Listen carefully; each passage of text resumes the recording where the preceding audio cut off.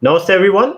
Welcome to the Cārvāka podcast. This is going to be a pre-budget discussion with Harsh Gupta. I don't need to introduce Harsh because he's been on the podcast many times by now, and Harsh is a good friend and someone whose opinion I take very seriously.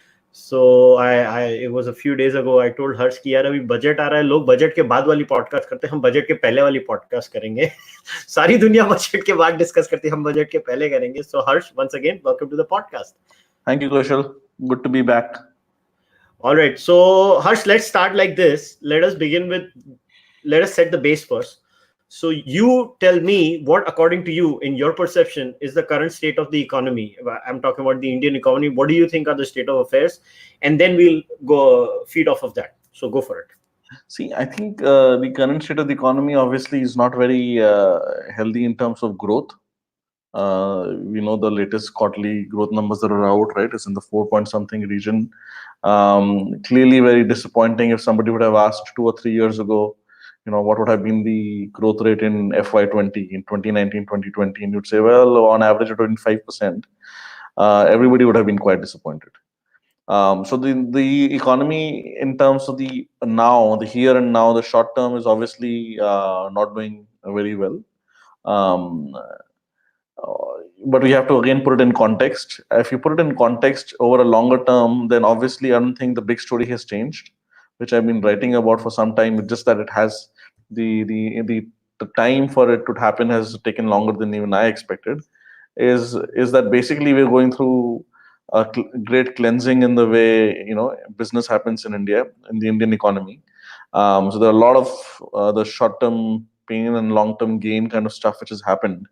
And we are towards the end of that cycle, but the bottoming out was more painful, more deeper and longer than, if we are honest, most of us expected.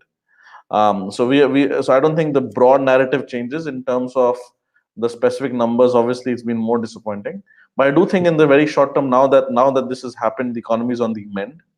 Like very rapid frequency data in terms of PMI, it's purchasing manager index numbers, all show that in terms of growth, we might have bottomed out. Inventories are being built again, which were hollowing out in the last year. However, in the short term, because of especially food and especially vegetable inflation, headline inflation numbers have also gone outside of the range of 2 to 6. Even though core inflation remains low, even though there's a lot of spare capacity in the economy. So what that means in the short term is that really there is at least one thing we could kind of hope or rely on was there was more space on the RBI side to ease on the monetary policy front. But in the short term, even that space has been taken away. So the only game in town in the short term now is fiscal policy, which we'll discuss when it comes to the budget and pre-budget discussion, and then going forward some kind of more structural reforms. But in leaving aside policy interventions, I do think the economy itself is on a mend, in a short-term cycle, but also over a 20-year cycle. If you look from 2001 or 2002 to be the takeoff period, towards the end of Vajpayee's first term and the beginning of Manmohan Singh's, Vajpayee's only full term and Manmohan Singh's first term, and the massive fiscal stimulus that P. Chidambaram released in 2008-9 kind of helped with the global crisis, and the economy kind of peaked out in 2010-11, and then we kind of paying down the debt problems, so the over leveraging and the over non leveraging in a non efficient manner through public sector banks, the corruption and the cronyism around it. So that we are bottoming out. So we might be in for another massive boom over the next 10 years in that kind of decadal cyclical sense. But that is no relief for somebody whose small business is struggling right now, or whose salary hasn't improved, or in terms of tax collections for this fiscal, which may actually in nominal terms be probably flat. Some are saying slightly more, some are saying slightly less. We'll get to know soon. But given that it was budgeted for high double digits increase, first for the corporate tax cut, which is useful, but for other slowdown reasons as well. So there will be a lot. There's a lot of pain right now. The government really, in the very short term, has no other option but to reset the fiscal deficit consolidation glide path, which in simple language means let the fiscal deficit be increased. So that I think the target for this fiscal was 3.3. You're allowed within the fiscal rules, the FRBM Act, to expand it to 50 basis points, go to 3.8 percentage of GDP when you have a certain slowdown based on 2 quarters, which we've unfortunately already achieved. So till 3.8, even the rules allow. But I do think, and maybe the government will not cross that, but I do think the government should cross that, take it to the low to mid fours, and have a more credible and keep less off budget items if possible, and have more credible glide path in terms of consolidation. Even tax cuts need not be all done. I was discussing with a friend. Even tax cuts need not be all done in this budget. Some can be done, and some can be announced to be done in the coming years, like Arun Jaitley did with, he mentioned corporate tax rates will go to 25% in the first budget of Modi's first term, and it eventually went to 25%, thereabouts, actually 22%, finally after 5 years. So a new glide path is required. Without so big announcements are required. Whether they actually happen or not in this budget is not that relevant. Basically, we need a big change in sentiment. And for that, big, bold announcements have to be made, both on the fiscal side and the structural reform side. Till a few months ago, I would have made fun of people saying, structural reforms, structural reforms. I would say, well, let's first get out of this crisis. But now it seems that we've already, for the short term at least, we're losing space on the monetary side, and maybe something will happen on the fiscal side. But the government will now have to do some big reforms once again, over and above what it's already done. So that's the present state of the economy. It's in mid to long term very bullish, short term not so good, but having bottomed out there as well. And the only kind of game in town, or from a very short term basis, is to let the fiscal deficit slide and have some credible communication about it going forward. So that's the in a very brief, that's the state of the economy right now as we enter the first full budget of the second term of Narendra Modi's government. And there are a lot of expectations, and it is kind of make or break, key crunch time in terms of sentiment. The sentiment has to change because the economy is very much based on animal spirits, and I like a good something big, headline-ish, as a follow-up to the corporate tax cut of a few months ago. I think really would actually be the kind of thing that people are expecting. The markets are already up. I mean, the global reasons for that as well, but part of the reason is the market is expecting something big to happen in the budget. So it would definitely be a disappointment if it is kind of a usual nothing big has changed kind of budget. So that is the context of the economy and the budget as we go forward into the last week. All right, you used something. Mentioned something very important about sentiment. Now, as an entrepreneur myself, this has been my experience over the years as a businessman too. That a lot of times business is driven not by numbers but Yes. by gut feeling. You'll have the typical vyapari. So I'll have a vyapari. Let's say he sells 5 lakh meters a month. I'm just giving it just Yes. random figure, and when the sentiments are down, so the typical vyapari behavior is, yaar abhi 5 lakh meter nahi banate, let us reduce the stocks. Yeah. माल जो पुराना पड़ा हुआ है पहले वो निकालने की कोशिश करते हैं, तो ये महीने अभी हम लोग 2 लाख मीटर ही बनाएंगे. Yes. तो 2-3 महीने they will only make 2 lakh meters, 2 lakh meters, 2 lakh meters. And what I have seen is that the budget per se, it's not like the vyapari reads the budget and feels very, but it is the sentiment that is created out of the budget that literally I think changes things for most people and most Yes. businesses. So like the budget आएगा और अगर एक हवा बन गई and people are convinced that this was a good budget, then suddenly the same vyapari will start manufacturing 3 lakhs, then 4 lakhs, then 5 lakhs, and that's how it goes. I mean, there is no rationale behind it. So what I'm trying to imply is that if there is no rationale behind this thing, then is it a fair thing to expect the government to do something magical when there is no rationale behind the behavior anyways? I don't know whether it's fair or not, but definitely the government has to do something close to magical in terms of sentiment. It's probably not fair, but then the government is also losing out in terms of complaining capacity because it has been in power for 5.5 years now. And your example is absolutely right. So I would actually go one step ahead, and the local or small businessman or trader or industrialist curtailing production or inventory. If it happens individually, but if that person is representative or typical of a larger number of businessmen, which is often the case, there's a lot of consensus, a lot of groupthink, then it becomes a self-fulfilling prophecy, right? Because if everybody's cutting down on production and inventory, that's a classic case of a growth slowdown. So on the other hand, if everybody then becomes bullish for, again, quote unquote, a change in sentiment because of policy, but also the perception about said policy announcement, then that increase in production or inventory being refilled also becomes a kind of self-fulfilling prophecy, a virtuous cycle. So there is an element of there's an element of virtuous cycle on the upside, and there's an element of vicious cycle on the downside. And what we saw was a downward spiral in last year, 2019.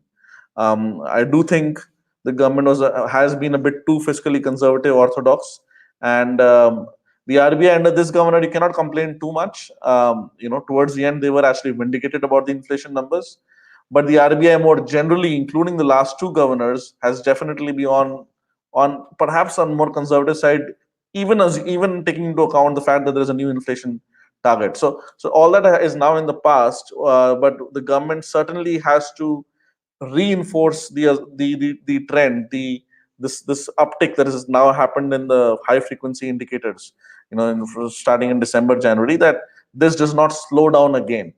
And actually, that is on the positive side of things, and the negative side of things is not to make some silly announcement, which turns back the sentiment. So sometimes one or two or three good small sentiment boosters together can be positive, so long as the rest of the budget does no harm. You have to remember that the first budget, which is not for the full year, but first budget of Nirmala Sitharaman, the sentiment came down because they suddenly increased taxes, right? I mean, they were seen as a soak the rich budget or a populist budget in a certain sense, when it was assumed that the economy would be able to take it. And the Modi government had come back with an increased majority, and it was a big surprise to a lot of people that they would actually use the political capital. They would not use the political capital to do any economic reforms. They would actually try to get more political capital, so to speak, by raising taxes. And this is a few months after the ILFS crisis had already happened, the NPFC crisis, which is already reducing, loans for cars, for trucks, for commercial vehicles, for real estate in tier 2 and tier 3 towns. So so the important thing is to boost sentiment, but also not to come up with some steps or policies that harm sentiment. Because if it just washes out, if there are two or three good steps with two or three bad steps, I don't think that will be enough, given the depth of the situation we are in right now. So it will have to be more or less an unambiguously positive budget. And the only way you can square the circle is by letting go on the fiscal deficit side. Just doing any kind of privatization or doing any kind of disinvestment is proving so difficult with union strikes, and you have to have these voluntary retirement schemes, these golden handshakes. So given that precedent has been set, the government is not about to fire employees of the government or PSUs, so profit making or loss making. Given that situation, the only way to now increase the economy is boost it, increase capex, and let the fiscal deficit slide. So now it seems to me, just purely my observation, that Narendra Modi seems to be a fiscal hawk by instinct. He kind of what Margaret Thatcher would have said, like the fiscal conservatism of a small shopkeeper, as common sense good economics, which is true in a general sense. But when you aggregate at a national level during a downturn, it can be counterproductive. So again, speaking of Mr. Modi, he also has shown to be flexible with his instincts. So how much he lets go, I think, will be a key variable. There will definitely be some shouting from some rating agencies and from the opposition, but I don't think. I think that can be taken into stride without any real damage to in the Indian brand sentiment or even borrowing costs, because the RBI has been doing Operation Twist, which is another version of quantitative easing. So they're actually selling some short term, but buying more long term debt. So which is, in a way, you can say monetizing debt. But given that inflation remains in a certain range and the precedent being set by other countries, if the downturn remains, what I'm trying to say is fiscal deficit can be managed without necessarily seeing a spike in borrowing costs, which is what a 101 analysis of the economy would say. Well, if you're borrowing suddenly so much more, what happens to borrowing costs? So, well, that depends on what the central bank does. That depends on the broader capacity, spare capacity of the economy. not just one inflation number. And that also depends on where you spend that money. Over time, if you spend that on capex, it probably goes a long way in terms of multiplier effect. If you spend in redistribution, it gives a bigger short-term boost, but then it will soon add up to inflationary demands the way it happened with Narega and other policies in earlier part of UPA too. When there was a massive fiscal boom in 2010-11, fiscal deficit expansion, even when the great financial crisis was over. And that's when the 10% inflation kind of numbers and the current account deficit being very high, which led to the rupee suddenly crashing in 2013 happened. Right now, actually, the current account deficit in India is very, very stable. I think the last number was 0.9% of GDP or something. India historically has been around 1.5 to 2%. So the current account deficit is very stable. The rupee actually should be stronger, but what the RBI is doing is they're buying dollars, which is a good strategy. So to keep the rupee a bit weak, to help with exports, to build up reserves for the future. So it seems now that the RBI and the government are much more in sync than they were under previous governors. And there seems to be a more logical policy, not just for interest rates, but also for the currency. The government, this budget, besides on the taxes side and besides on the monetary side, I think the government will also see more protectionism. We will see a lot of, let's say, a criticism about that, or misinformation about that. The government is likely to increase tariffs by 5 or 10% on some imports, electronics, and so on and so forth, further to incentivize manufacturing in India, take it away from China and Vietnam. And I do think in the current context, that's a good step. But that is likely to be another point of discussion in Indian and international pink papers. On the whole, it's a tough situation to be in right now. But I do think, in terms of the economic numbers finally bouncing back, as well as the policy framework finally becoming more coherent after the adventures with RBI, after the adventures on the government's own mistakes in terms of raising taxes in the last budget, which was not for the full year, but also building up on the successes of the government of the first term, when they did a lot of difficult steps in terms of inflation targeting, Real Estate Regulation Act, where they formalized the real estate sector, GST. You can say it was a problematic in terms of implementing, and you're probably right, but I don't think that it was possible to implement it cleanly in one go in any case. There's still more work to be done there in terms of matching invoices for input tax credit, in terms of other reforms the government has been doing, also increasing state capacity, something as basic as opening bank accounts and getting electricity to a lot of villagers. So the human capital, infrastructure, roads, everything is going in the right direction, but this sudden slowdown is very problematic in terms of fiscal revenue and resources going forward. So right now, I hope some unorthodox thinking is happening in the finance ministry with the blessings of the PMO, but we'll get to find out soon. So, okay, let us now get into what can we expect from the budget too now. So here's the thing. There are some good things, some bad things, as you have mentioned. So my biggest worry with every budget is ki, I don't know, it is not something to do with one particular government per se. I think it is it is a disorder in every government in India. Whenever something is going nicely, the government and the babus in the government, with the government, they're like, यार ये अच्छा नहीं लग रहा है, ये क्या हो रहा है, बड़े दिन हो गए किसी की ठोकी नहीं है हमने, तो फिर वो ठोकना शुरू कर देते हैं. So now I'll tell you my basic, I'll give you a businessman's perspective. See, I don't understand economics. Either I'm too stupid to understand economics, or economics makes no sense. It is either of the two. I have never understood the subject beyond the few macro realities. बाकी मुझे तो ऐसा लगता है कि सब लोग इतने सारे तुमको नंबर से बॉम्ब करते हैं कि आदमी एंड में कंफ्यूज ही हो जाता है कि किसको विश्वास करे, वो समझ नहीं पड़ता. Now here's my perspective as a businessman.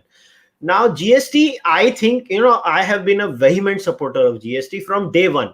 It caused me a lot of torture as a businessman, the transition from VAT to GST. But I can tell you, anybody who says VAT was better than GST is a damn liar.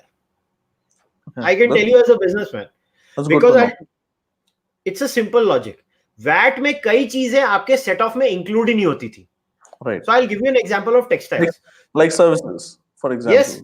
वो छोड़ो, textile में अगर आप कोल purchase करते थे, fuel, right. तो कोल का जो फ्यूल होता था वो सेट ऑफ मिलता ही नहीं था आपको वैट में, बिकॉज उसका सेट ऑफ वो शायद एक्साइज में आता होगा, कोई रीजन होगा, राइट। तो कई इंडस्ट्रीज में कवर्ड नहीं था। अभी जीएसटी में क्या हुआ है कि all the items are covered. Basically आपका एक इनपुट होता है और एक आपका आउटपुट होता है, और उसका सेट ऑफ हो जाता है। आपको रिफंड है तो रिफंड मिलेगा, आपको भरना है तो आपने भरना है। I think overall it has led to decrease in cost, मगर decrease in cost for whom?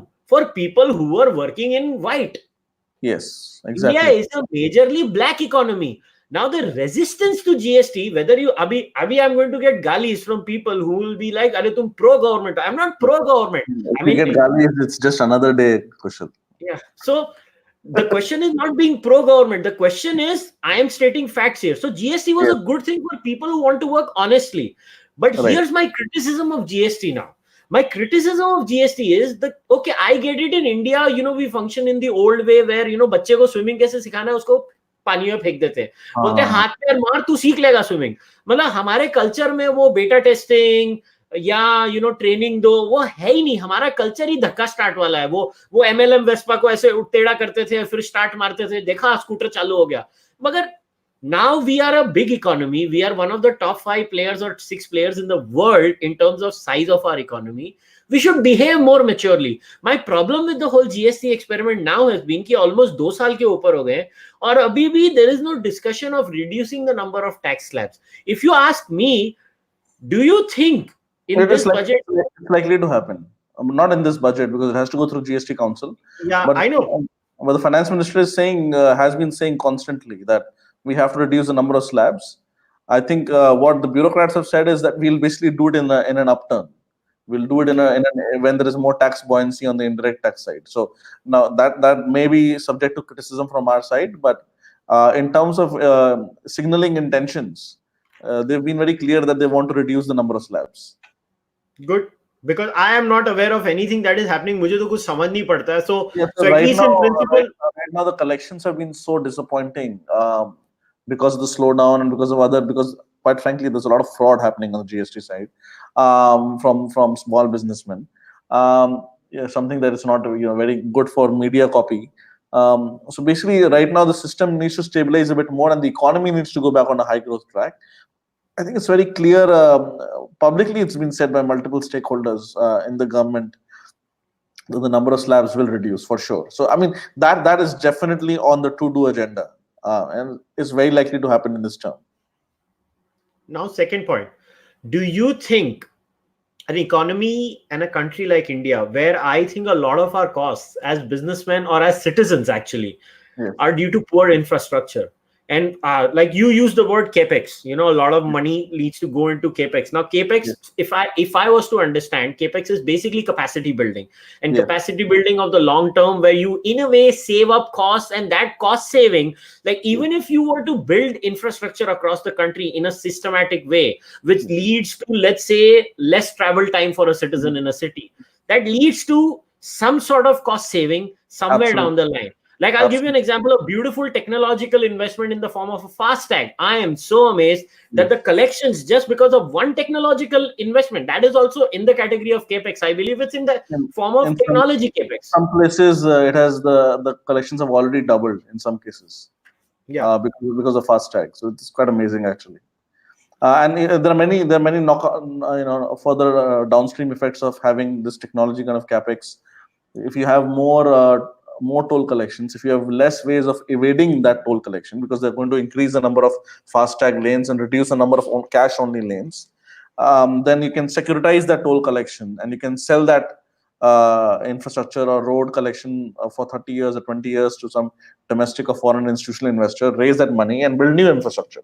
So you're absolutely right. And these kind of small tweaks and improvements have constantly been pushed by all governments, but I must say with a lot of energy, especially with this government, and especially on ministers like Piyush Goyal, but especially Nitin Gadkari on the infrastructure side.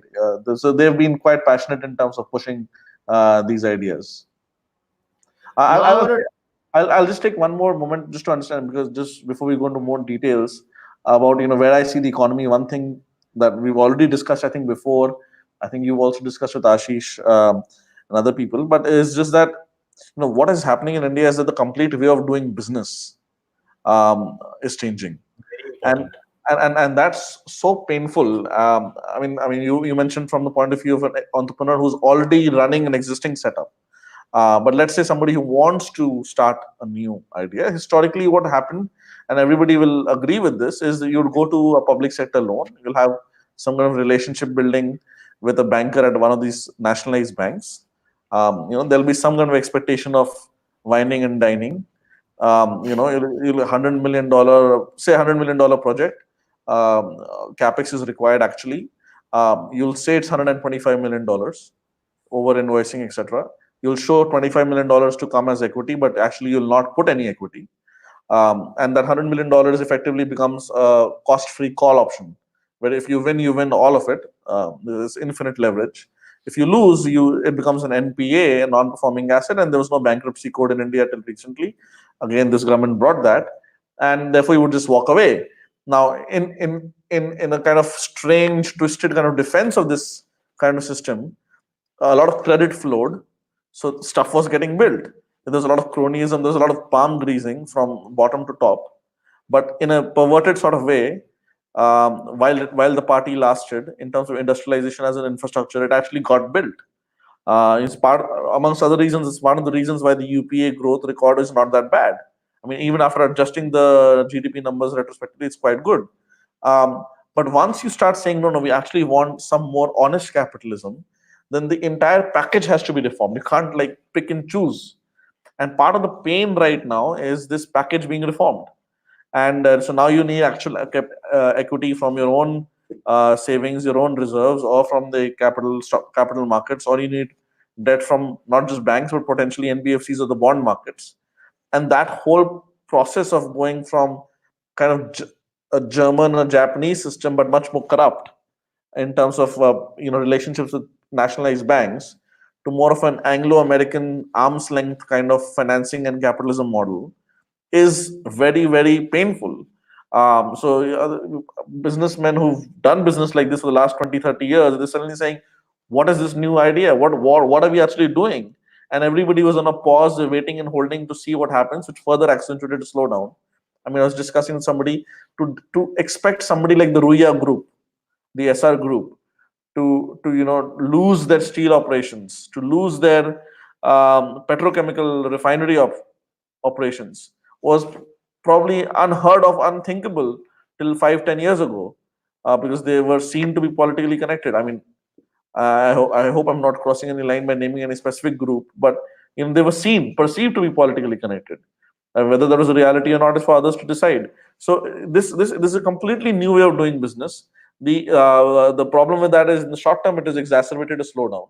In the long term, it allows people from outside the well-connected business families to, at some stage, think of entering those industries, because it allows a slightly more mature, slightly more kind of developed capitalistic model to operate. Where, if you're talented, you can now go to private equity guy who will seed you with a platform, and you can do a roll up in an industry, consolidate the sector in a way that you could not have done earlier, because a few promoter families with connections were very dominant.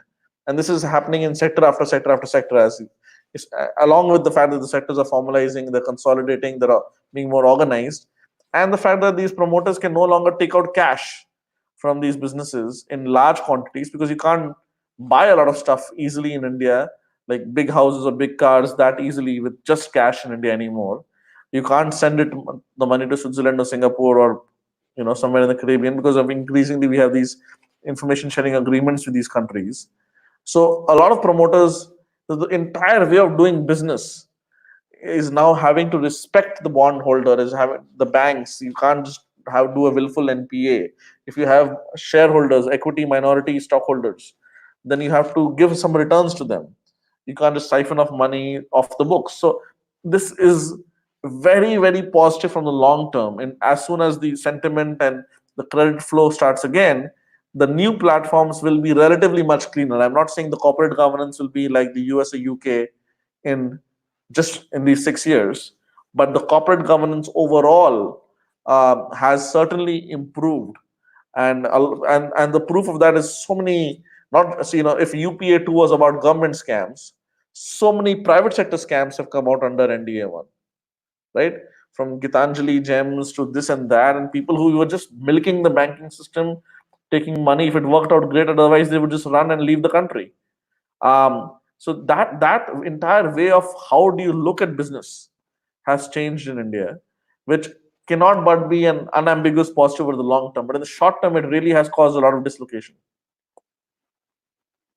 Now, here's my issue. It has caused a lot of dislocation. As you have said, the government here is trying to change the way we do business, trying to Yeah. change the mindset of our average citizenry when it comes to approaching business or start being an entrepreneur itself.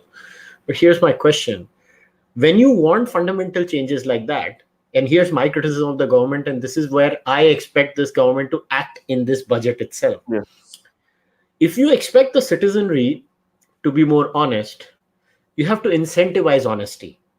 Honesty has to be incentivized by simplifications of laws. Yes. I'll give you an example. Recently, I think even you know him, a good friend of mine, Ajay Dave. Ajay shared an example of a guy who made a delayed TDS payment. तो बंदे को jail में डाल दिया. यार ये क्या कानून है? जेल में डाल दो. और मैं एज अ बिजनेसमैन बोलता हूं, मुझे 6 साल तक मेरा टीडीएस रिफंड नहीं आता है. तो कोई सरकार अपने आप को खुद को जेल में डालती है क्या? No, it's not symmetrical at all. Yeah, so here's my problem. The government wants you to change your habits and get into a very honest way. But I see no intent, and I don't care what the Babudam does. What the hell, man? You are the government. I don't care what the Babu does. You are the government. You run the thing. You tell the Babu, and the Babu drafts the law. Or I don't care. See, at the end of the day, the buck stops at the prime minister's door or the cabinet's door. I don't care whether this country, there is an ecosystem, there is a state within the state. I could care less about that. I mean, then if my Bania friend tells me, yaar, isse achhi to Congress hi thi, paisa khila ke kaam to hota tha. The point is, if you're talking big, then it has to be backed up by changes. No, you're absolutely right. And first, specifically to this kind of instance, more and more white collar kind of, these are not crimes, white collar kind of misdemeanors need to be dealt with civil penalties, with fines, and as much as possible, criminal penalties, sort of imprisonment need to be taken off the table, at least as a first measure for 100%. And I think even within, if you want the company directors to be responsible for fiduciary overlordship of companies in some honest sense, as basically more generally, as you're saying, we need the carrot as much as the stick. And I would say till the corporate tax cut happened, a very fair criticism of the government was that while the intention, while the North Star in terms of what they wanted to achieve, which we discussed, was very good and very reasonable, they were primarily and perhaps only using the stick till the corporate tax cut, which is the first major carrot they've used. And that is a very flawed way of policy making. You need incentives. You said you don't understand economics. That's not true, because if you understand incentives, you understand economics. I mean, that is actually the be all and end all of true economics. It's true the economists have multiple opinions, and they, like any other field, consciously or subconsciously try to hide behind jargon and numbers and make it more gnostic than it is. But fundamentally, economics is about understanding human incentives, and we need to make taxes lower, flatter, fairer, paperwork much simpler. LTCG was introduced, but there's a short term and there's a long term, and then it might be removed now. And if you want to, like, I'll give you my example. If you want to just have a balance sheet of your stocks, the shares, equity shares that you hold on 31st March of financial year, you need to account for it on a FIFO basis. What is known as first in, first out, the weighted average on a FIFO basis, and that's very difficult to calculate if you do a fair number of trades. And there's no software to do it like you have in the US, and TurboTax and this and that. And so the government might just come after you after 7-8 years if there's a small precision error here and there. So there need to be some commonsensical ways, first to lower taxes, but even in some cases to let the guy pay slightly more taxes. But he say, okay, this part of the tax payment has been done, and it cannot be brought up for any kind of uh, later on ex post facto jurisdiction in some future financial or assessment year. There are many small things which you're right, the bureaucrat just puts it out there without any sense of how difficult it would be to implement. And what we need is we need more this kind of common sense economics or libertarian paternalism, this kind of nudge approach across the bureaucracy, generalists or specialists, and even the judiciary. And I think somebody wrote an article column in Business Standard saying that the Indian Economic Service is not one of the more prestigious civil services, but they need to be given more powers, and you need to make a rule that all laws, even all administrative diktats and judicial orders, need to be audited by somebody from the Indian Economic Service for a pure cost benefit analysis and for a pure simplicity analysis. That could the same objective that you're trying to achieve, could it be achieved in a simpler format with less compliance requirements to the citizenry? So, and that the government needs to do that. The government is trying to get lateral entry talent into the system. It's more of a meta reform than a reform, which hopefully will lead to these kind of ideas. But as of now, I agree. It's not good enough to just say these are our aims. If your aims, as I say, if they're good in theory but not in practice, then something is wrong with the theory. I mean, you have to ultimately look at what the practice is. That's where the rubber meets the road. That's the true test. So I think that is a very fair criticism. Um, you know, in reality, whether we care or not, it is the fact remains that the IAS and the bureaucracy more generally has a very strong hold. And unless the minister is deeply detail oriented and they often have conflicting demands on their attention, and really goes after the secretary and the undersecretary and the joint secretary and the chief secretary, you can get lost in a maze despite being, nominally in charge. That does not take away from the fact that the prime minister has to be responsible and the cabinet has to be responsible, and the buck stops there, because if anything good happens in the country, they are the first to actually take the credit. So it has to be symmetrical. But so I don't see any short-term instant solution to that, but except publicly acknowledging that for any policy, the carrots are as important as the sticks. Simplicity is important, and I think that was finally recognized, which is why the corporate tax cut happened. And let's see what happens on the personal direct taxes now in the budget. That will give us a good idea of what the government is thinking in terms of going forward. But I could not agree with you more. Okay, so I had just this because you had mentioned LTCG. So Yeah. somebody has asked that is it time to roll back LTCG? So I'm gonna add something extra to this because we have discussed the LTCG just now, and you just mentioned the personal income tax rate too. Yes. Now, if we were to reduce the personal income tax rates, if we were to reduce let's say we increase the limits, let's say till 7 lakhs, you just don't have to pay any income tax, and let's just stop this, तुमने ये invest किया तो ये हो जाएगा, पता नहीं क्या, मतलब I just don't get it. Why can't we just say up to 7 lakhs, no income tax, जाओ घर पे सो जाओ? There are 2-3 issues there. I'll answer the direct tax, the slab, as well as the LTCG question by Reem. First of all, on the point of this micro exemption, and that needs to go, or at least the simple way of doing it is have a very generous standard deduction. So which so for example, anybody who puts the tax like, oh, rent ka itna tax advantage hai if you take this paperwork and you went to the I understand the need for some kind of social economic engineering and incentives, and those things can stay, but you can have a generous standard deduction which says for most people, unless you have something very interesting going on in terms of benefits which you need to get, like for example, personal spending, there is actually corporate spending and you need to somehow expense it. For most people, this standard deduction will work out to be better for their tax assessment. So they can simply put their income and just get this simple one standard deduction. So that's something to look into. We cannot. I've heard some rumors about 5 or 6 or 7 lakhs no taxes. I don't know how realistic that is. See, we have to understand India's per capita income in US dollar terms is 2,200, 2,300 right now, right? So which is 1.6 lakh rupees or something. In the US, it is $65,000, and in the US, I think the first tax slab, I don't know what slabs are. You get some tax refunds also with EITC. But basically, if you're earning $30,000, $40,000, you're paying some taxes even over and above payroll taxes. What they call FICA taxes, the Social Security and Medicare insurance taxes. Over and above, you actually pay some proper income taxes at income slab which is lower than the per capita average income of the United States, which is why the federal government there has resources and state capacity to do a lot of stuff. So it is problematic in India, although extremely populist, to just keep on increasing the minimum rate at which the income tax applies. Extremely populist, no doubt, but 7 lakhs is more than 4 times the per capita income of India. And not to mention that an entire category, massive category of farmers don't have to pay tax on their agricultural income. So how does the government get money?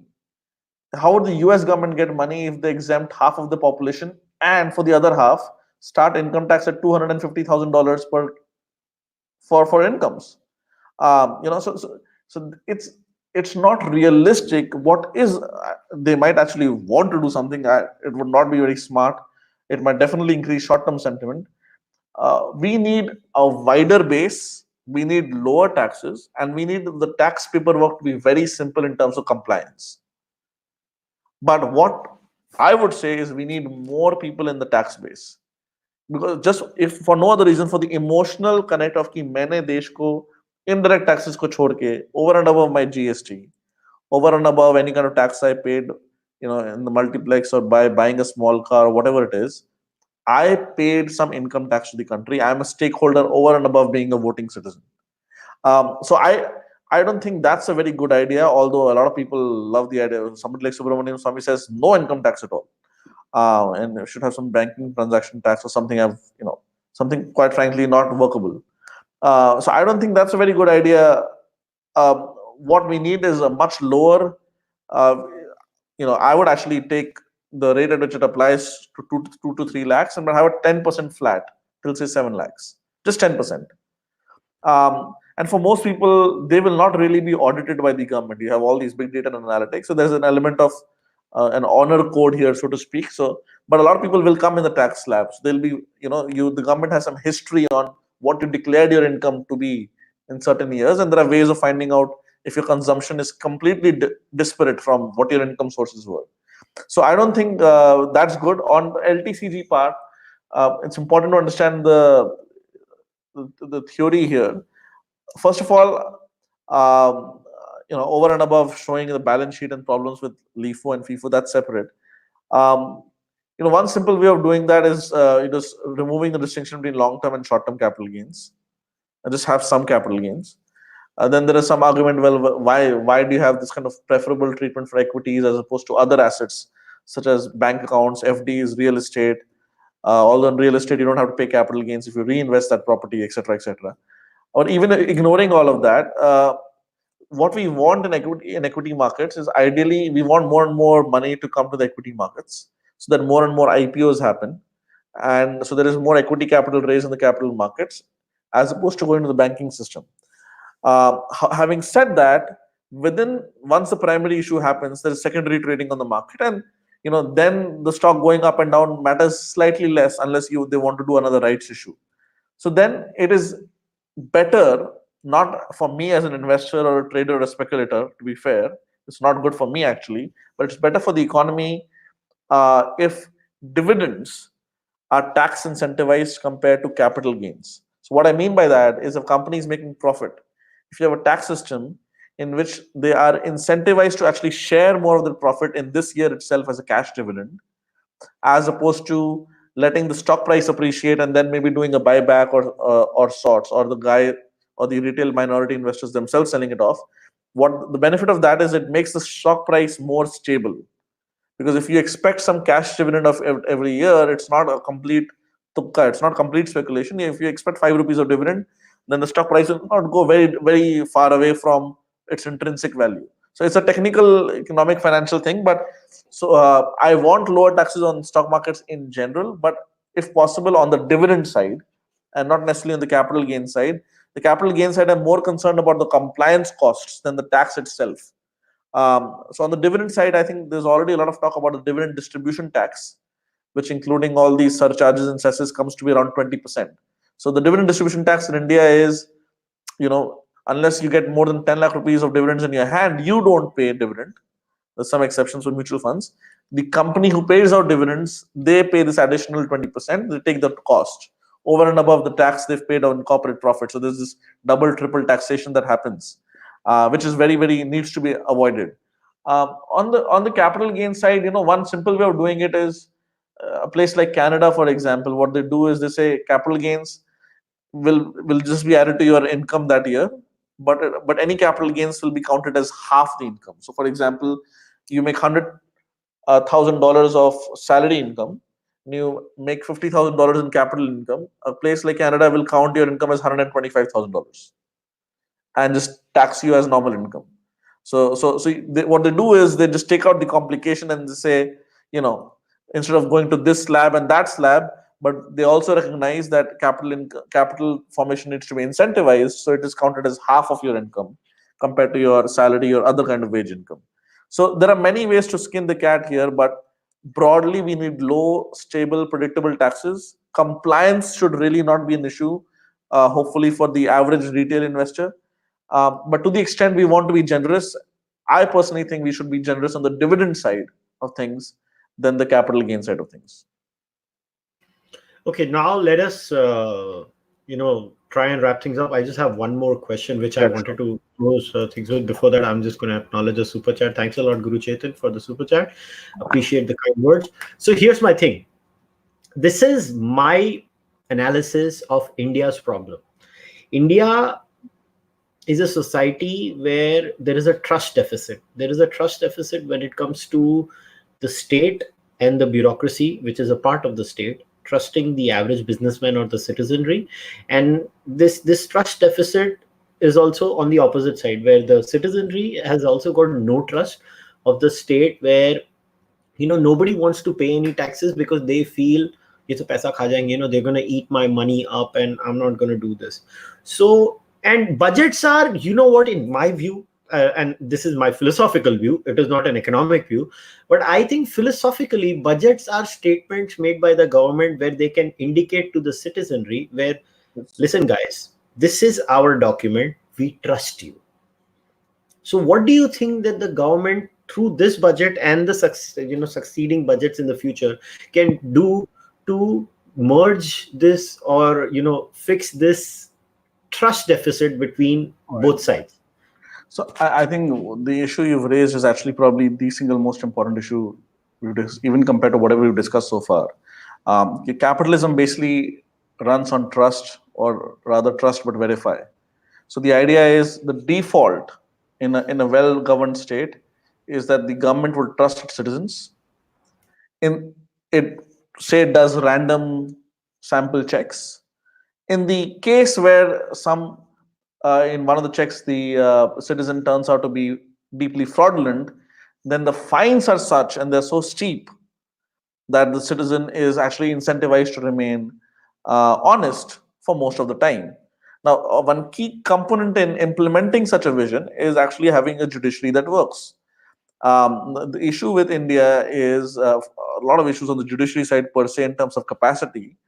But actually, some of the biggest litigant is on both sides of the issue. Often is the government itself, and the government. So you'll go through tax tribunals, and then you'll go to the High Court and the Supreme Court for small amounts. The government is now trying to put minimum amounts. That's saying if the amount under dispute is less than X and Y, you don't go to this or that court. So they're trying to reduce that kind of frivolous litigation. They're also trying to further reduce that with more and more arbitration on the corporate side. But these are very early days of that. They're also trying to reduce corruption in general on the tax collection side by having automated notices. Again, early days. Right now, let's say the average person does not trust the tax inspector, and for good reason, right? And the tax inspector also does not trust the average high net worth citizen for good reasons. But again, that's also a legacy of 97% taxes from Indira Gandhi's times. And there is a risk कि मैं इस साल सच बोल दूंगा तो मेरा पहले का भी किताब खुल जाएगा. There's this risk, and people do get notices from 7-8 years ago oh, you transferred money to your sister. I'm talking about my own family and relatives, to your sister, and your sister transferred it back, and therefore it's double income in both your personal accounts. There's something really silly which clearly happened through a computer program, but a big data program, not very smart, and they sent out notices. And the easiest thing for the government is send out notices, and then it's up to you and the CA. The current system is extremely beneficial for CAs and lawyers, basically. So this kind of judicial capacity continue on the same path, having more and more minimum amounts below which a certain level of appeal will not be tolerated, right? So that if it's a small amount, you lose at that stage, you're not allowed to go on the higher side. So right now the government has said we will not appeal it further, although any losing citizen is allowed to go higher and higher, theoretically, up to the Supreme Court, which I think is nonsense. I don't think, if let's say if somebody loses a case for 10 lakh rupees in the High Court, I mean, forget even lower, I don't think he should be allowed to go to the Supreme Court. The Supreme Court ideally should be busy with some constitutional jurisprudence kind of cases, but that's a separate issue. So it's not just the government, but ideally, even for the citizen, there should be some higher limit of appeal based on the amount under consideration. Then we need more and more automation, but smart automation of these notices. You're not just any notice. So there has to, and there's an element of learning by doing. But so trust will come. So I'm not a big believer of kind of static cultures. Or the Japanese are punctual and the Germans are honest and the Indians are neither punctual nor honest. And these are elements of your state capacity and the way your incentives have been structured. If you go back 100 years, go to people would say the Japanese are very lazy. What happened is with industrialization, they became punctual and urban. So these are all stereotypes which often last beyond the truth. So these can change with the right state incentives. Culture is real, but culture is real in the sense of being an inertia. So there is a long shadow of culture, but that doesn't mean the culture itself is not mutable. It's not changeable. So social capital has to be built the moment you have more implementable contracts as opposed to being on paper. Again, another benefit is new businessmen will come into business, into entrepreneurship, right? Right now, what happens is a few castes or subcastes dominate different sectors in different parts of the country because, historically it's been easier that if somebody just defaults and you, over and above the state mechanisms, you use social shaming for that person to be good on his or her promises. So that the social capital ironically becomes stronger when there is the final danger or deterrence of state coming after you. And then ironically the state will not be used if it is possible, if it is understood by everybody that the state, if used, will be really, really bad for you if you do not honor your contract. So I think really just having quick and quick decisions in the judiciary, having commonsensical limits to appeals. If it is proven that the person who lost the case, it was not a genuine case, but it was genuinely a frivolous appeal to delay things, then have something like loser pays, make them not just lose but also pay for the other side's litigation costs. Maybe make them pay a multiple of that as a fine to the other side and to the court. So having such incentives, again, this goes back to incentives, so that there are commonsensical limits to frivolous litigation, because right now that's a big deterrence to people signing contracts, people they don't know, people paying taxes on time.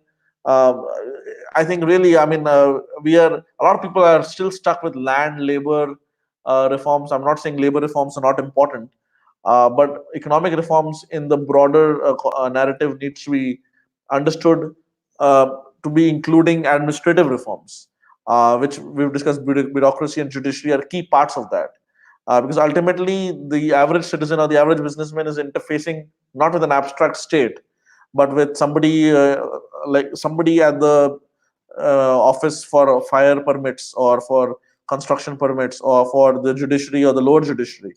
And those interfaces are extremely uncomfortable and hostile. And if you actually want to be honest, very, very difficult to implement that. If you don't have sources, it is still difficult in some parts of India to even get a birth certificate or death certificate properly. I mean, so you can just imagine um, what happens with more complicated business permits and the kind of grease and the kind of obvious incentive. So, have more video recordings. The way they do with police officers in the US now. Anybody with a car outside has to video record any kind of uh, quote unquote incident. We need more and more common. So, for example, when the Modi government came, they tried to time various bureaucrats and teachers, and it worked to some extent. And in some cases, mysteriously, the clock was found to be destroyed in these government offices. And so what do you do? What do you do at some point? The executive needs to have some power to name, shame, and fire a few such people, but the union rules are such that you cannot fire anybody. It becomes very difficult to fire anybody from the permanent bureaucracy. So the reason why we had a permanent bureaucracy in the first place was the idea was to have a neutral, impartial, uh, kind of ironclad system for the government, which is not based on only political patronage. And that's a good idea to have, but you need some commonsensical limit. You can limit the percentage of people to be fired by a particular political dispensation in 5 years, for example. But you need to allow them some fear. And also on the higher side of the bureaucracy and judiciary, both, we need to dramatically increase compensation. On the lower sides, actually, the government overpays. On the higher side of the bureaucracy and judiciary, they dramatically underpay. I mean, even if you count some nice bungalows and stuff as kind of implicit compensation, but if you cannot monetize that, you cannot buy an iPad for your daughter or your son, right? And when those social pressures start building on the mother or the father, the tendency to become corrupt increases. So there are a lot of commonsensical reforms that actually all come down to what you mentioned, incentives. I don't Yeah, think but these. I I just don't think want to that. add one line to it, that one fact we should not forget is that when it comes to litigation in India, courts को सबसे ज़्यादा clock तो government खुद करके बैठी है, वो एक अलग Yes, बात है. the biggest litigant, biggest Yeah, litigant. so they're the biggest litigant. So, anyways, I'll just acknowledge a few super chats because somebody had asked an interesting question. I'll frame it slightly differently because I don't think so. We need to use certain ad hominems. But yeah, thanks Rishi, Venkat, Kiki. So Ramesh has asked, why does Subramaniam Swamy not get criticized when he says the FD interest rate should be 9% when the cost of capital is one of the highest in the world? I think it's half of the thing because he also follows it up with some Reem has also mentioned in the live chat with high lender. He wants the lending rate to decrease. So Ramesh Suresh is absolutely right. I did criticize him and I got blocked. Yeah. And Ramesh is absolutely right. It is quack economics. So he somehow wants the highest deposit rates in the world and the lowest borrowing. I don't know how the math works. And then he further wants to have a banking transaction tax and no income tax. I mean, the guy will promise anything to become finance minister. I'm sorry, it just doesn't add up. I'm sure he was a brilliant young junior economics scholar in Harvard back in the 60s or 70s, which all his supporters and apologists then point out. I'm sure that is true. I'm sure he's still brilliant, but if he's still brilliant, he's definitely cynical. And I don't know which is worse. True. Yeah, I don't know. See, my fundamentals are very clear. From a businessman's point of view, this is how I look at things.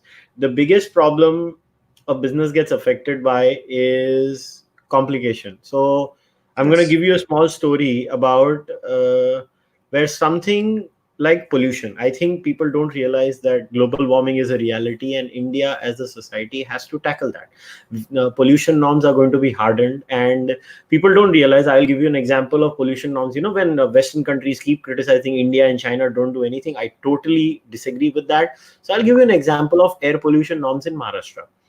Now there is something called suspended particulate matter. So in the period of 15 years, you know suspended particulate matter has reduced. The level, permissible level, used to be 250 SPM or 350 SPM. Now they have gotten it down to 75. And this government is not only making sure that it is 75 on paper, it is 75 in reality. I mean, constantly you will, and not only, and on the water pollution side, even the parameters for the effluent discharge have been tightened all the time. But here's my problem with the government.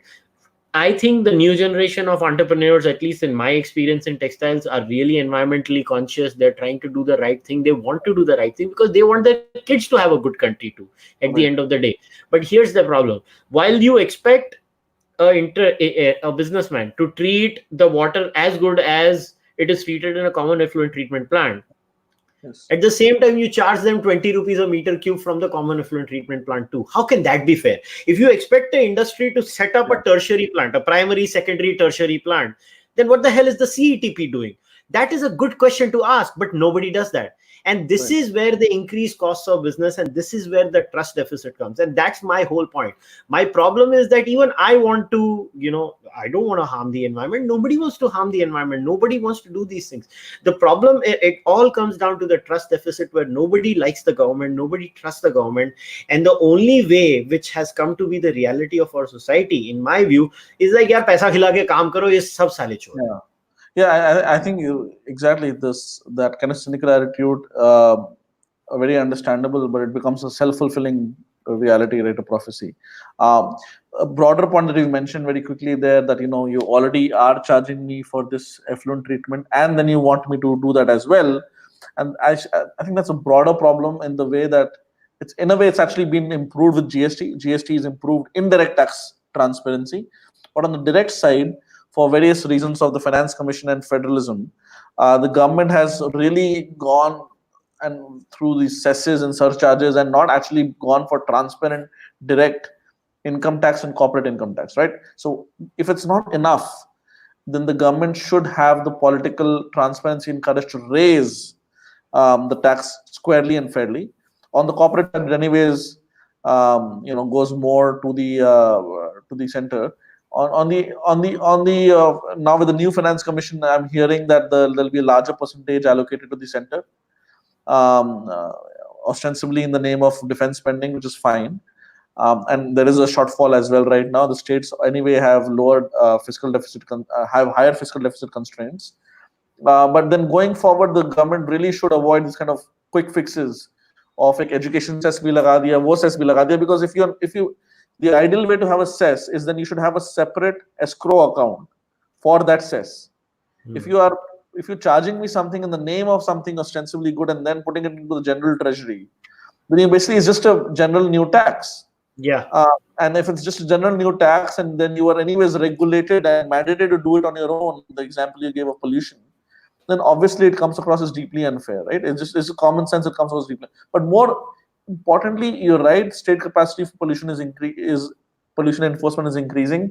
These pollution control norms are good. Actually, on the chemicals and specialty chemicals and other sectors as well, of late we've actually gained a lot of industrial manufacturing capacity and exports demand from China, because the Chinese were behind us in terms of implementing various pollution controls still fairly recently, and now they're going all out under Xi Jinping. And places like Ankleshwar and Vapi and these places in Gujarat, Maharashtra have actually benefited a lot. And they may not have as strict standards as the European Union or United States, but they have better standards than the Chinese, or at least till recently they had better standards than the Chinese. And that was a classic case of a short-term pain and long-term gain. So now the global importers want to diversify from China to another big country, and they still broadly trust Indian pollution treatments compared to other emerging economies. So these things also benefit not just because these new entrepreneurs want to be environmentally friendly for themselves and their kids, because it's also good business in the long run. But the problem, what happens is what you mentioned earlier, is if you do it and 10 other people do it in the formal sector, but that commodity is also produced in the informal sector, and the informal sector guy does not do this ETP They or don't do it. equivalent, and they get away with bribes, then basically they are destroying the market for the guys who are actually being honest. So Not only that, just in the formal sector, let's say you have this new smart city thing, right? So let's say your city is declared smart city. So it comes under this hypothetical critically polluted area. And literally 1 hour away is another place which has probably 50 more units than your industry has. yes. They are under not that critically polluted area, you are, and then they make you switch from coal to PNG, and you shut down because you can't compete then. So Yeah. it is such a stupid law. There is no uniformity, there And is no long-term vision. there's also no transition. There's also no sense of transition requiring time or resources. I'm not saying grandfather existing units. They have to implement what has to be implemented. But then the government should be cognizant in terms of having some kind of transition support, right? Some kind of funds or subsidies or tax incentives or rebates going forward. So this again actually goes back to our bureaucracy being very generalist, and they're not being lateral entry, although Modi government is now changing it, because these guys have never run a business themselves, and one way to feel important is to have the power to destroy others. So there is certainly an element of sadism there. I mean, there are a lot of well-intentioned, honest bureaucrats as well. Let's not generalize too much. But there is an element of, ये businessman है, तो इन पर तो डाल दो, करेंगे नहीं करेंगे नहीं करेंगे नहीं करेंगे. So there is an element of businessman तो चोर होता ही है. And how does it hurt the economy if a businessman gets hurt? Well, it actually does hurt the economy, as we are again finding out. Even though many of the reforms are again long-term good, but that mentality of, I'll give you a very quick example. In my side of the world, in my industry, SEBI, which is the financial regulator on investing side, they've brought in a lot of introductions. First for PMS, which is portfolio management schemes, and now for even registered investment advisors. They're making it harder and harder, and they want bigger and bigger net worths. Even if you're a simple registered investment advisor, so there is no capital, you're just giving advice. They're saying if you have so many more clients, then you must have a certain net worth, and you must have a certain corporate entity. And what often ends up happening is, if you read the the lines again, this might be genuine policy, this might not be intentioned as such, but in political economy, in public choice theory, there is this concept called the Baptist and the bootlegger. So the idea is, who wants prohibition of alcohol, for example, classic 1930s? The Catholics, or the housewife association, who think that it helps with their husbands not being inebriated anymore. But also all the Italian American gangs, they want prohibition, because if alcohol is legal, they can't operate. Similarly, a lot of the big businessmen do not want small and new and young and scrappy entrepreneurs to enter their industries. And there is what is known as regulatory capture, and they go out and sometimes very well-intentioned bureaucrats, perhaps, or technocrats at SEBI and other places, they fall for it. They have very small windows of comments. Technically, there's a discussion, but basically, it's whatever they decide is what happens. And in the name of autonomous agencies, the finance ministry cannot interfere. So these separate autonomous institutions get regulatory capture at times, and new entrepreneurs are reduced. It becomes impossible for them to enter a very fast-growing field, and it ends up consolidating amongst a few players for no meritocratic reason. Let's put it that way. So this is a problem which can only be solved if there are more institutions like think tanks focused on free markets in India, with domestic sources of funding and full-time secretariats and scholars. We are very far away from that. Anyways, most of the discourse is about identity politics, and which consumes most of the time and oxygen in India. And I think both you and I are also responsible, or partially guilty of that. But that kind of policy inputs in Mumbai and Delhi and Bangalore is simply not there, and just gets lost in the voice. And at least for the first time after a long time, we have a strong prime minister, so to speak, in terms of having a majority and no coalition partner. So slightly more decisive this government can be, but clearly 5-6 years is turning out to be too short a time to reorient a ship as massive as the Indian economy. It's just this political economy is so complex in so many ways. A lot of us are definitely chastened and sobered up by the task ahead. Although I remain, I must say, extremely bullish about India over the mid to long term, starting maybe in 1 or 2 years. But in terms of the political economy of getting policy implementation, that's not the bullish case. India is bullish for other reasons like demographics and technology. But in terms of the policy interventions, so much is in the details. The devil is in the details. It's very, very difficult to go through these multiple stakeholders. We need more economic literacy across our technocrats. Understanding incentives, understanding the idea not to foreclose healthy competition. Like we have CCI, we have Competition Commission of India, which is the antitrust agency of India. And we have no idea what the doctrine is, what becomes anti-competitive. So Reliance Jio entering and cutting, underpricing Vodafone and Airtel and other guys who've now gone bankrupt is okay. But if a cement guy raises prices in ostensible unison with other cement producers, it's not okay. which is fine. I'm not saying you have to be consistent for the sake of consistent always, but there need to be some publicly shared doctrines of, okay, this is what is antitrust enforceable, this is what is not for antitrust.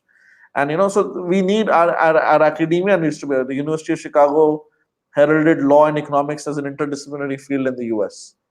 Right, we are here stuck at discussing JNU and AMU and BHU, and the scholarship, actually, instead of think tanks, this kind of scholarship should come from our universities, in terms of what, but that kind of scholarship is not there. So the new generation definitely better, more hopeful. I'm more hopeful given their expertise.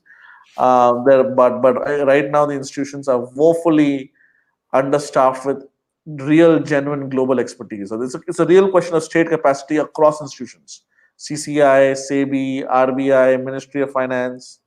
Whatever you and I discuss, we can only discuss as a part-time, concerned so-called public intellectual. But this needs to be done on a full-time basis in a very specific, narrow, siloed basis, and that, unfortunately, in India is simply not having at the level of detail it needs to happen for the world's fifth largest economy, and a country that very legitimately aspires to be a superpower.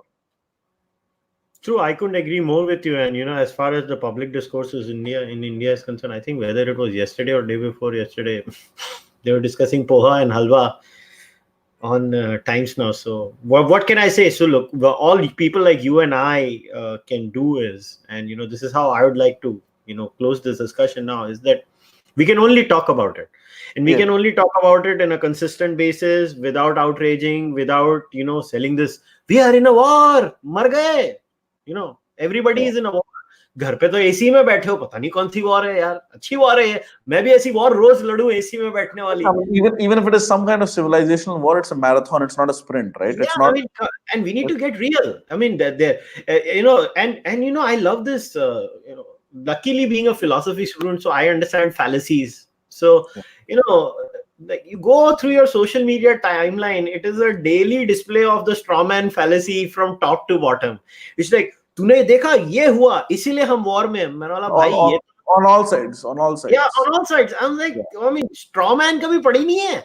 Strawman fallacy है ये. But it's okay. But look, what people like you and I can do is, only amongst this, amidst this chaos, we can only try to make some sense out of it. And look, at the end of the day, everybody who watches me regularly now. So now I get, I'm used to people telling me, अरे अच्छा है तू कम से कम sensible बातें कर रहा है. मगर the point is, अगर मैं sensible बातें कर रहा हूँ, तो मुझे सबसे ज़्यादा लोग सुनने वाले होने चाहिए. At the end of the day, I should get the highest ears or the eyeballs, and not the crazy who shouts on TV. What will end up happening is 20 years from now, you'll end up endorsing the Bernie Sanders of India. If you become the Joe Rogan of India, whatever that guy's name is. Oh my God. No. So maybe there is providence behind you not getting too many speakers too quickly. Yeah, I don't know. So Kushal goes completely crazy, so like it's. Yeah, and it is what it is. But you know what? I'm happy in whichever way I'm able to contribute to this discourse. See, my aim through this podcast has always been that honestly, I give sanity a voice. I give sanity a voice. I try to discuss real issues, and that's my whole thing. So once again, Harsh, thanks a lot for coming. It's always a pleasure to listen to you, because you try to bring sanity to the discourse. Otherwise, even when it comes to economics, we only hear the doomsday scenarios.